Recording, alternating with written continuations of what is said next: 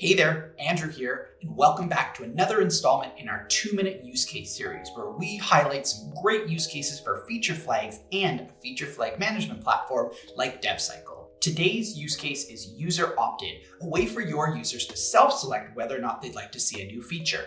To show you how this might work, I've created a new user opt-in page here in our sample React app and added a confetti effect to the page, which is going to be the new feature we're going to make user opt-in. Here we are in the code for that new user opt-in page that I just showed you, and you can see here that I've highlighted that confetti effect that we're hoping to make a user opt-in feature. The first step in doing that is to create a new user opt-in variable in our code that is going to connect to the DevCycle platform and will enable us to determine whether or not the confetti effect should be on or off depending on the user's choice. Here, you can see how we've defined this new user opt-in variable and how we've connected it to the DevCycle platform, which will be a huge part in implementing this new user opt-in use case.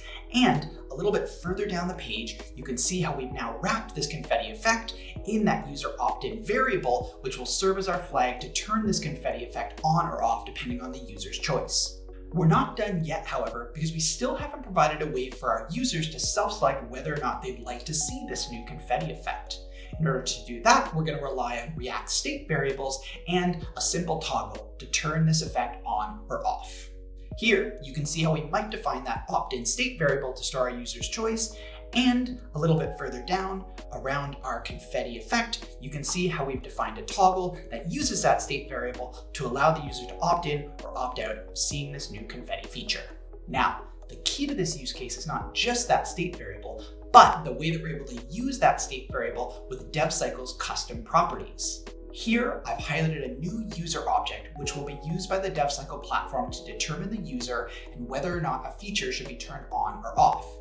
Inside this object, I've defined a new custom property called opt-in, which relies on that opt-in state variable for its value. With that user-controlled custom property now defined in our user object, we're now able to use it over in our DevCycle targeting rules to not only continue to allow a user to opt in or out of the feature, but in any other rules that we might want to define later on in that feature's lifecycle.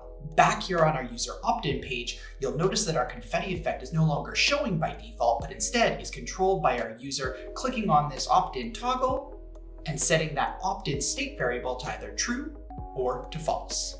For more information on this use case and to check out all the code you saw in today's video, head on over to github.com/devcyclehq/devcycleusecases.